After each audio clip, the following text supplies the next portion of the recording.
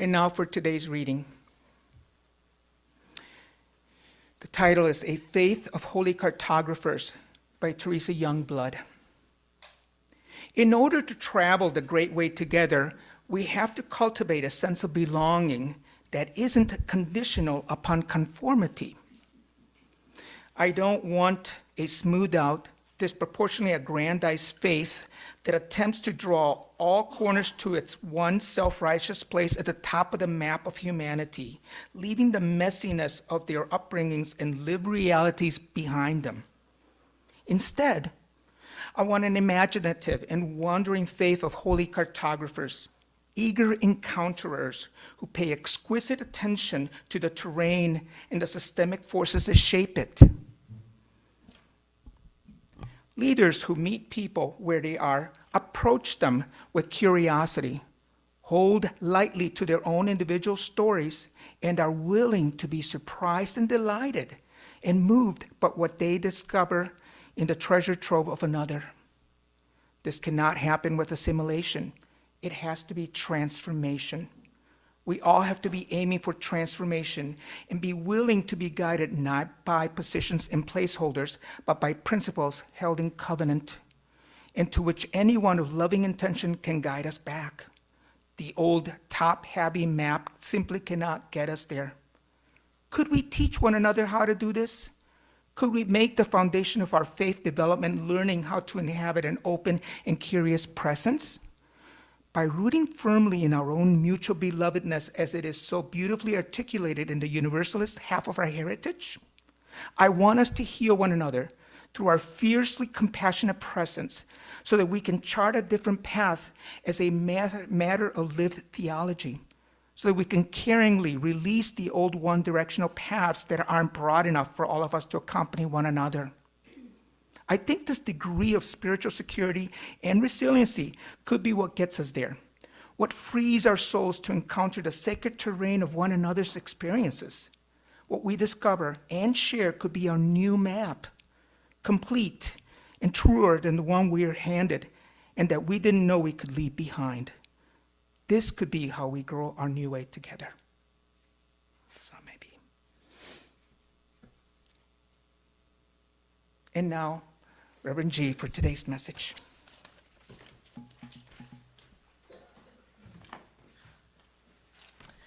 Good morning and welcome. Will you please bring the first slide up? Thank you. I titled my talk, Transformers. And when I told my wife, Patty, that is the title of my talk, she asked, and I quote, "Will you dress up?"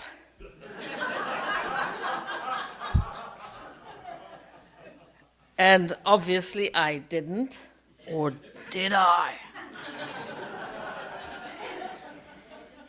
And but I will have you know that in a moment of ill-advised curiosity, I Googled Optimus Prime minister robe, so you don't have to.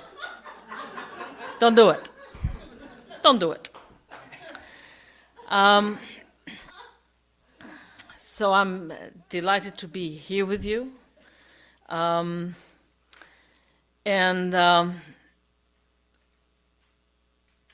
want to talk about Transformers. Actually, I want to reclaim this word that the blockbuster films have cheerfully hijacked and turned it into this movie that, how many of you have seen any Transformer movies? There you go. How many of you have heard about these Transformers? All right. Okay. Those of you who have neither seen it or heard it, you will have heard a talk about Transformers. And so I want to reclaim this very powerful word. In my understanding, it has a trembling power, and that's the one I want to speak into. I want to speak into it because throughout history, there have been people who, for whatever reason, and they all had different reasons, were able to tap into something within that had them go against the many, and their contribution transformed something, some aspect of life around them so meaningfully. They were able to create a crack in the tapestry of life so light could get in. And I call them transformers. They never did it alone, not entirely alone, but they did it singularly. They had a vision, they had a conscience or a love or a rage that drove them. And as I was sitting there today, I thought, why didn't I tell you about one of the transformers who I personally experienced in Transylvania when the revolution broke out in 1989? Because I was there. I knew exactly how it happened. And someday I will tell you the story. So these are the transformers, and none of them ever needed a semi-truck. Who here are familiar with the writers and the scholars of the Jesus Seminar? If you ever if you have any interest in the stories of the Bible, and you may or may not, if you do, then I recommend that if you wish to read about any interpretation about the Bible, then you read from the scholars of the Jesus Seminars. These are Bishop John Shelby Spong, John Dominic Crossan, Berg, and anyway, you can Google them. But if you have any interest, that's what I recommend. John Dominic Crossan speaks about the Matrix, not the movie. I'm reclaiming every word in the dictionary, aren't I, today? He speaks about the Matrix, and he says, the Matrix is the web of forces that shapes any moment in history. So it's the web of forces that shapes any moment in history, the economic structures, the political arrangements, the cultural stories about what people tell to themselves, this is who we are, this is who we are not, the religious frameworks that sanctify or condemn, and the social hierarchies that often feel so immovable, like geography, like mountains. So the Matrix basically is the world in its totality, the world in which we exist. And most of us are born into it, and we simply inhabit it. Transformers, however, don't. So this morning, I wish to introduce you to 5 of these transformers. There are so many more I could have talked about. One of them is from Transylvania, that I don't know why I didn't think about it, but I didn't. So I chose 5 of them. They are across cultures, from different traditions, and then I want to hold them up against our current matrix, the totality of the life in which we exist, our matrix, and then see if they may have anything to say to us.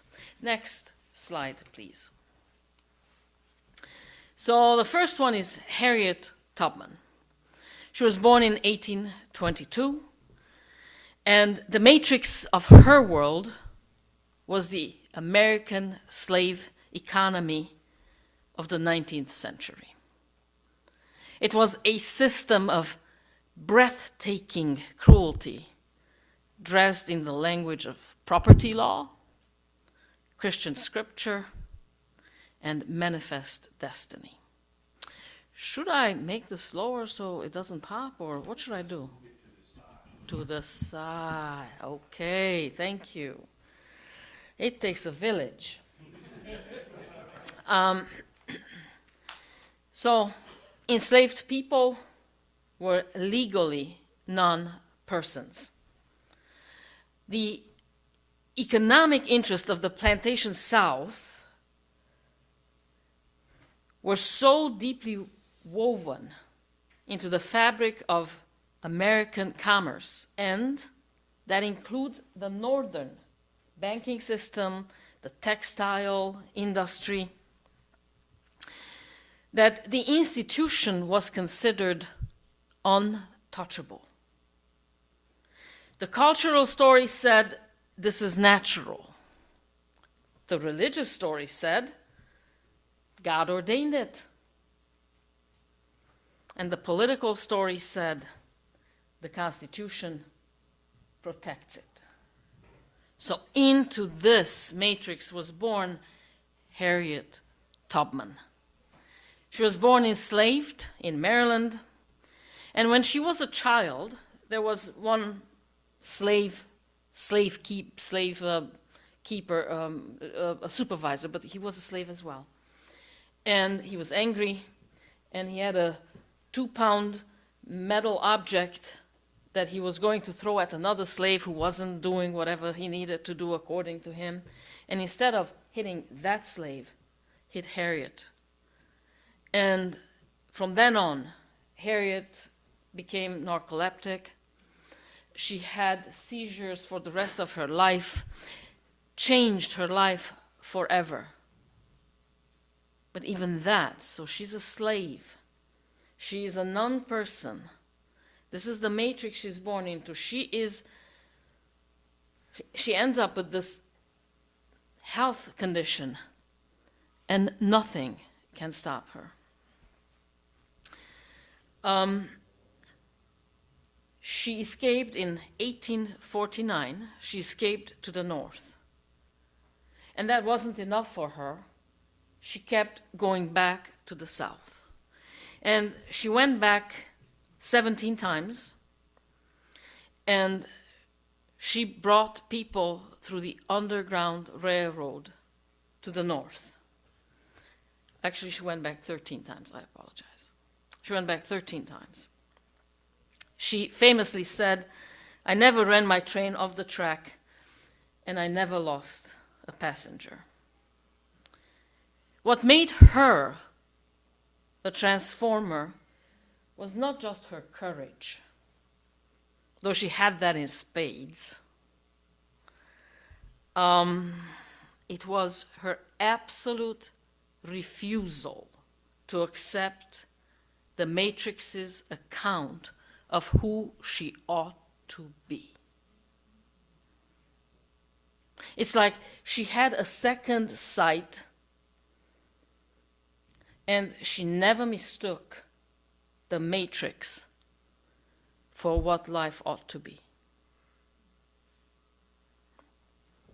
She later served as a spy for the Union Army, led the Combahee River Raid that freed more than 700 slaves in a single night.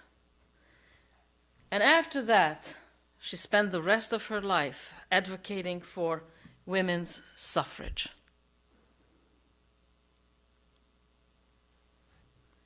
She transformed not by working within the system, but by moving through it, like water, patiently, persistently, and absolutely irresistibly.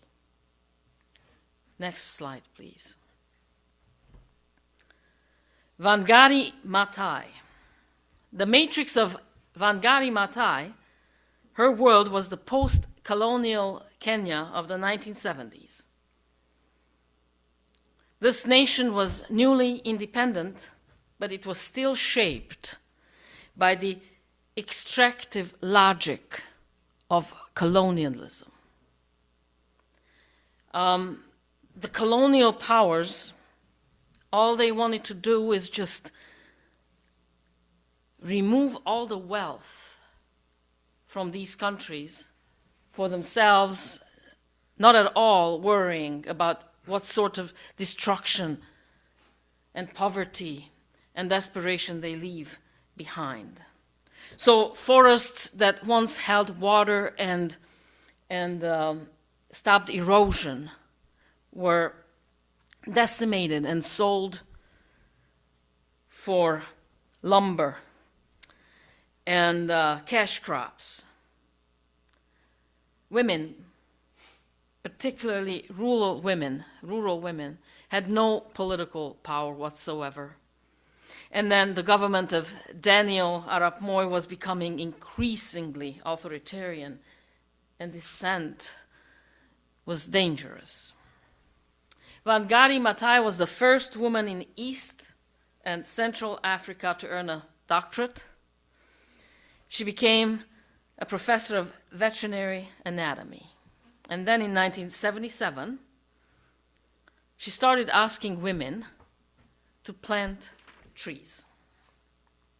And I know it sounds absurdly simple. Plant trees? But she understood something very profound. And this is what she understood.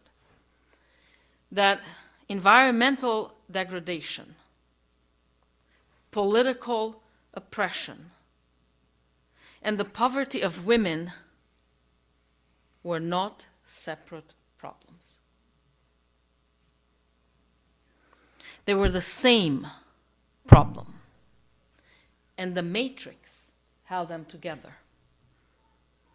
So she would find a solution together as well. The other thing that I would like you to understand, that these people, these transformers, were no different from you and I.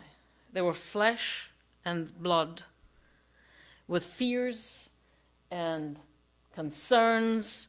They felt pain like you and I do, and they were often ridiculed, beaten, treated very, very badly, and yet single-mindedly went about their conviction. They were no different from us. So the Green Belt movement she founded eventually planted more than 50 million trees across Africa. It trained tens of thousands of women in forestry, civic education, and nutrition. And when the government tried to bulldoze Uhuru Park in Nairobi to build a skyscraper, then Maathai, with just a handful of women, stood in front of the bulldozers and they stopped them. She was beaten, she was arrested, she was called crazy, un-African, unladylike, and then she was awarded the Nobel Peace Prize in 2004. She was the first African woman ever to receive it. Her transformation began with a tree, because she understood that the matrix is not only political, it is ecological, it is spiritual, and bodily. Therefore, transformation must be as well. Next slide, please. Dietrich Bonhoeffer. The matrix of Bonhoeffer's world was Nazi Germany. The Third Reich was not simply a political movement, it was a total matrix, complete reordering of culture, law, religion, identity, and meaning. It was an entire ideology. The German church, the official Protestant church, largely accommodated itself to Hitler. The ministers spoke in front of swastikas, and the church found ways to baptize the Nazi ideology. When the Second World War broke out, Bonhoeffer was studying in New York, and his friends told him, "How wonderful that you are here. Why don't you stay till it's over?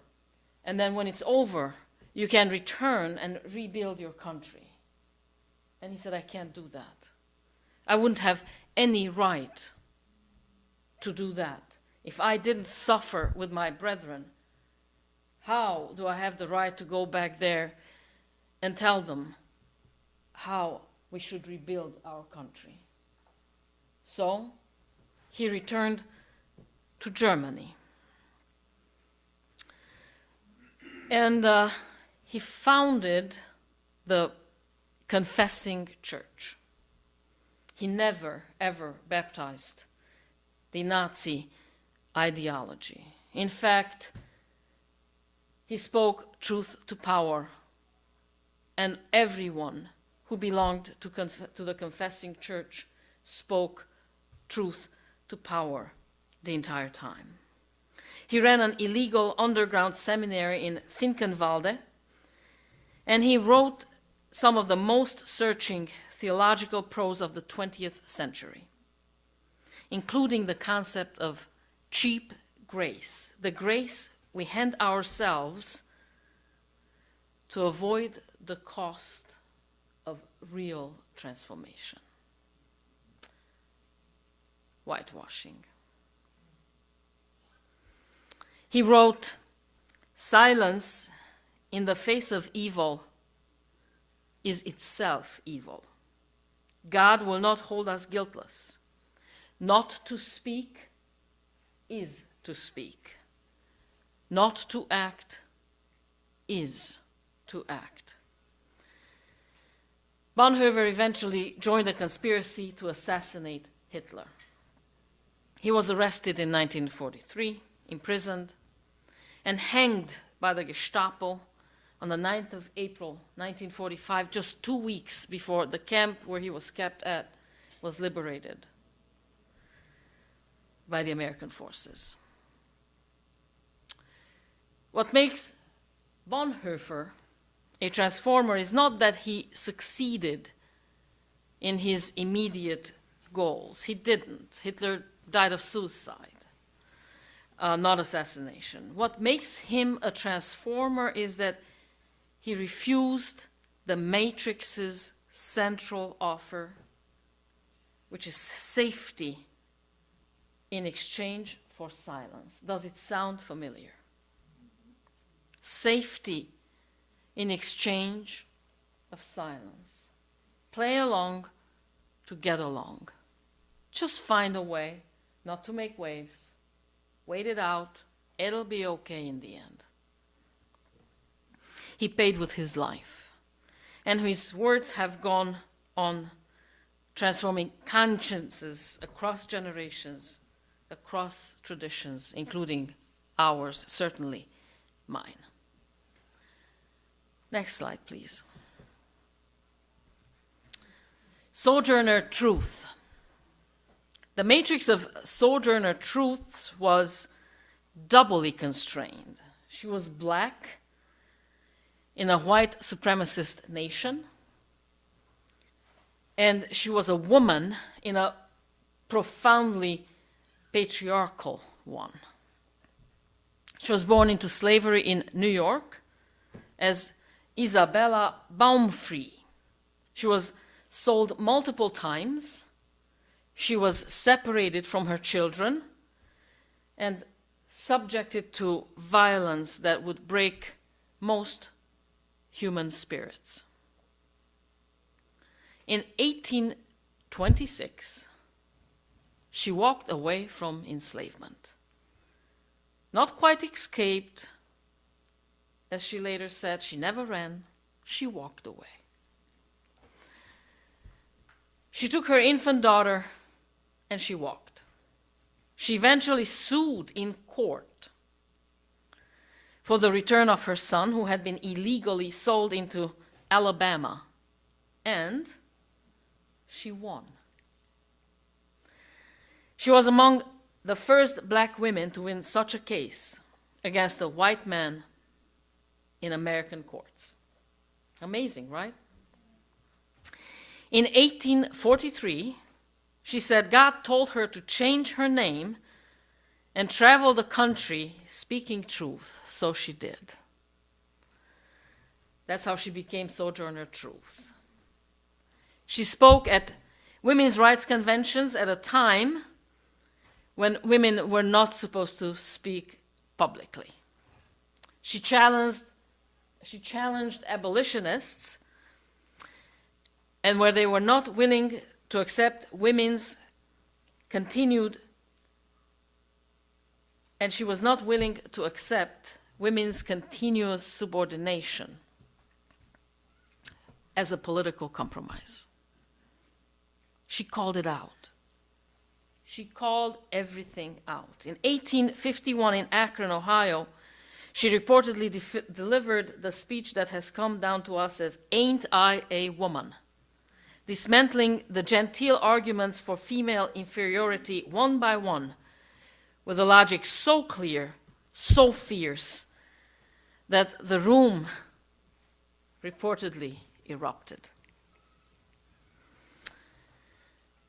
One minister in the audience tried to dismiss her by saying women were too weak and delicate for equal rights.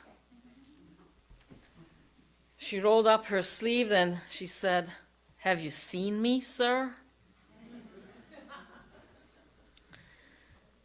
She met Abraham Lincoln. She worked during the Reconstruction era to secure land for free people.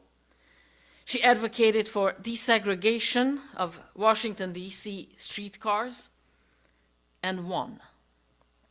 Sojourner Truth's genius was her refusal to let any single matrix define her. When white women's rights advocates tried to exclude her, she called them out. When abolitionist men tried to sideline women, she called them out. She insisted on the full complexity of her humanity, and she demanded the same recognition for everyone. She was intersectional before the word existed. Next slide, please. Thich Nhat Hanh. The matrix of Thich Nhat Hanh, his world was Vietnam in the mid-20th century. A country ground between French colonialism, American military intervention, and a brutal civil war. The matrix said, choose a side. North or south, communism or capitalism, violence or surrender. The Buddhist tradition was being asked to become politically irrelevant or politically weaponized. Thich Nhat Hanh chose a third way. He called it engaged Buddhism. Who here heard of or maybe practices engaged Buddhism? Yeah, there you go. There's always a few in every room. But that's what transformers do. They don't just transform their matrix then and there. It just keeps going and growing. It keeps on. It's what transformers do. The idea that contemplation and action are not opposites, but partners, that was his idea. That you cannot meditate your way out of injustice, but you also cannot act your way out of inner violence. Both matter and both are required. He organized monks and nuns to rebuild villages destroyed by bombing. He trained social workers. He wrote poetry. He helped draft a peace proposal that neither the North nor the South accepted, but got him exiled from Vietnam for 39 years. Martin Luther King Jr., a transformer himself, nominated him for the Nobel Peace Prize in 1967, saying, "I do not personally know of anyone more worthy of this honor than this gentle monk from Vietnam." From exile in France, Thich Nhat Hanh built Plum Village, one of the most influential Buddhist communities in the Western world. He taught mindfulness not as a productivity tool or wellness trend, but as a radical practice of presence, of actually being here in this broken, beautiful world. He died in 2022 at the age of 95, having returned at last to Vietnam, having outlasted every government that had tried to silence him. His transformation was quiet and enormous. It moved the world not through force, but through presence. And it's still moving. Our matrix. Here we are. What is our matrix? Now, I considered making a list. But then I thought, these poor people, probably they'd like to go home at some point.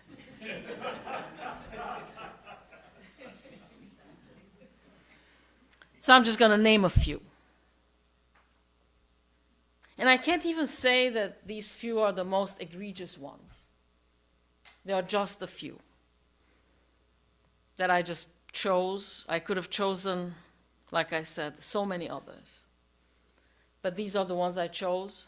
And we all know that I could have chosen different ones, many, many different ones. So when I'll be out there or in here after service, and when you come to me, you're welcome to give me your feedback. You should have talked about this, that, and the other. And there's a time limit.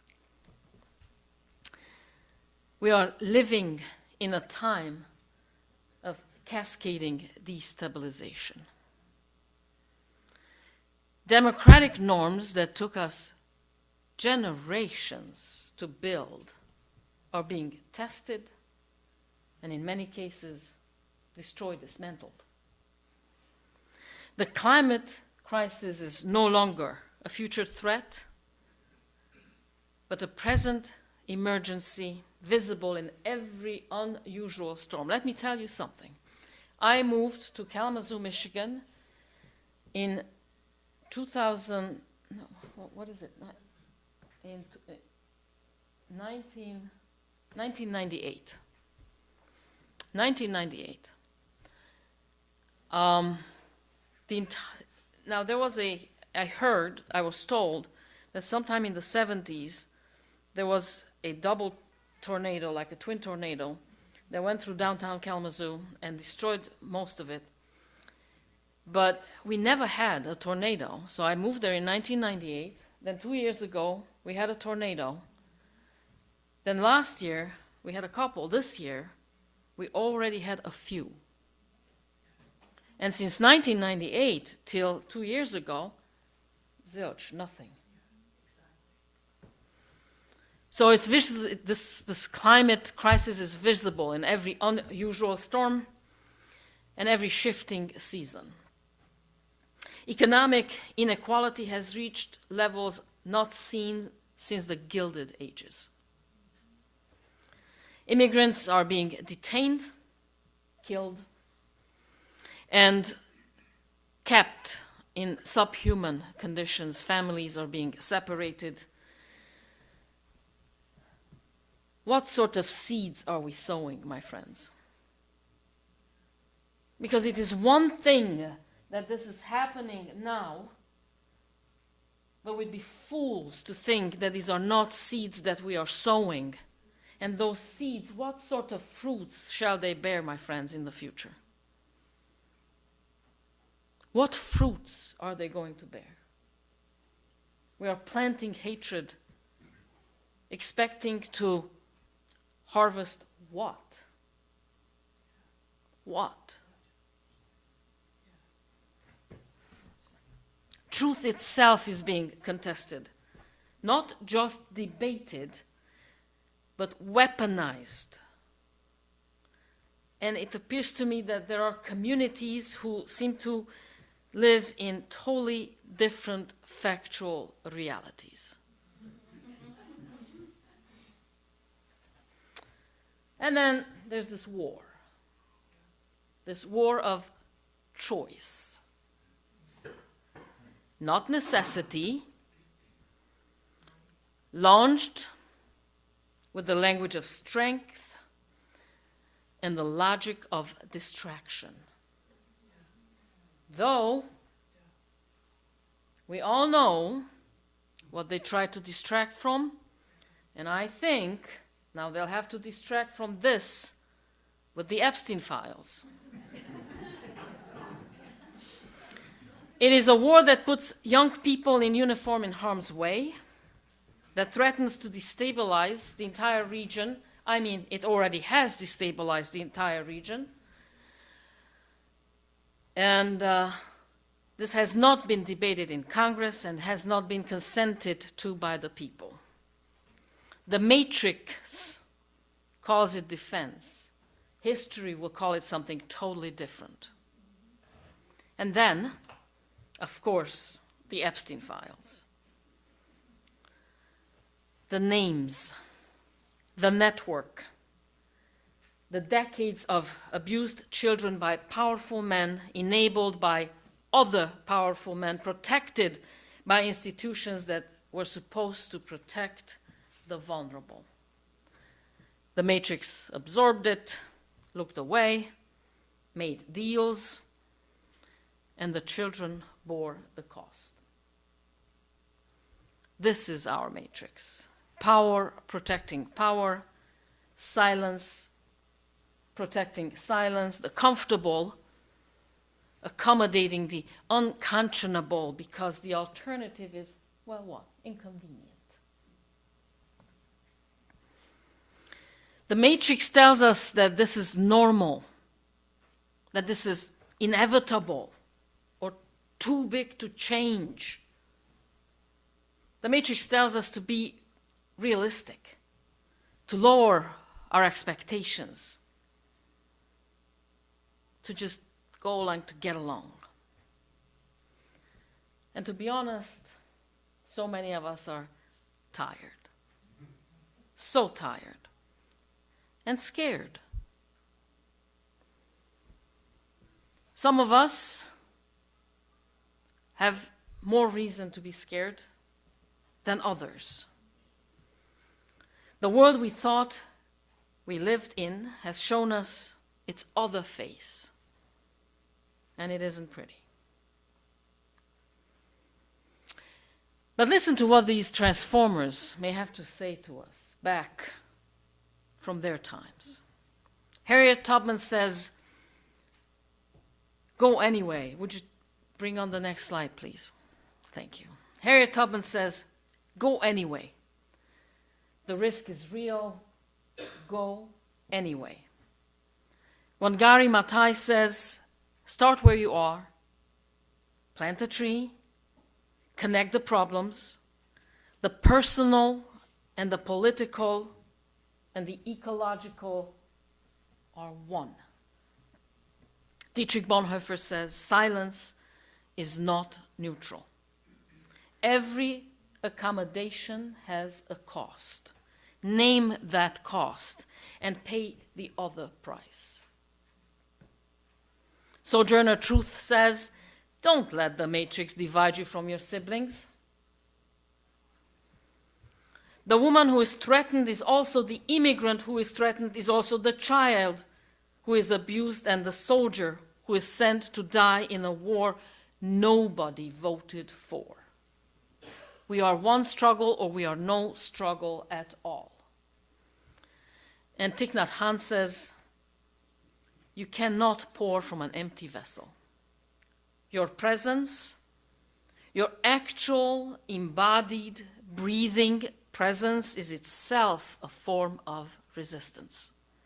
Be here, breathe, act from groundedness.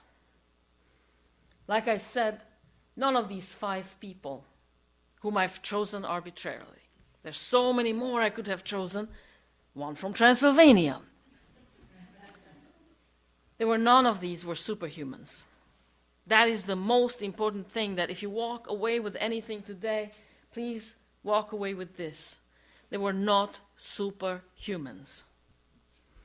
Harriet Tubman had narcolepsy. She was illiterate. Wangari Maathai was beaten, ridiculed. Bonhoeffer was terrified. For good reason, he was executed. Sojourner Truth grieved children she couldn't reach.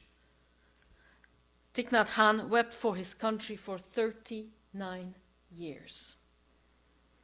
They were not exempt from the matrix. They were inside it just like us. They knew its power. But what they had is like a second sight.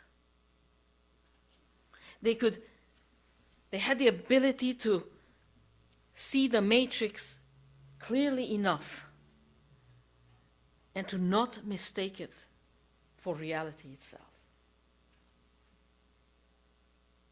There is always another way. To know what is not the same as what it must be.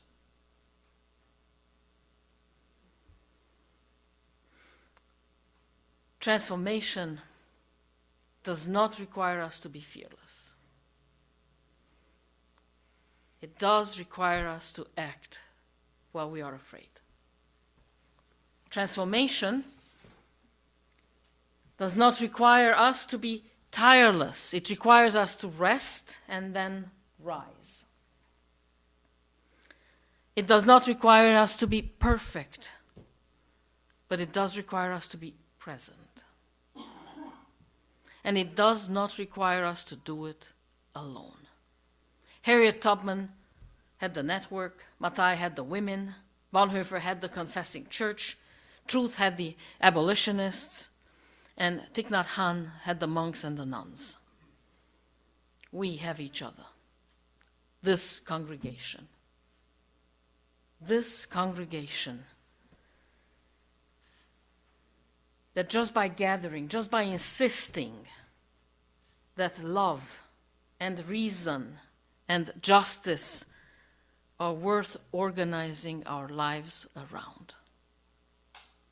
And that is not nothing. In fact, I think that is almost everything. The matrix is powerful. It always has been. The one thing it has never been is permanent.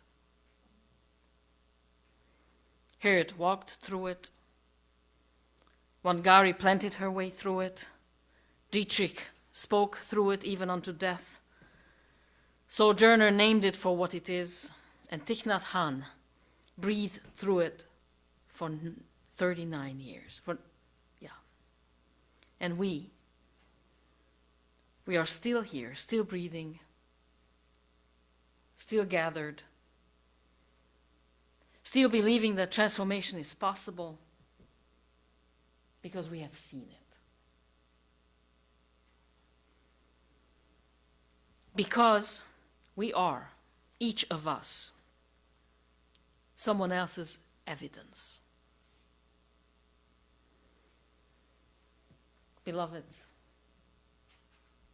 we are not spectators of history. We are its materials. May we be worthy of the transformers who came before us. And may we be the evidence for those who come after us.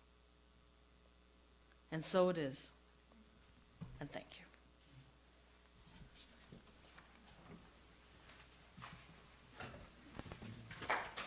Oh, sorry.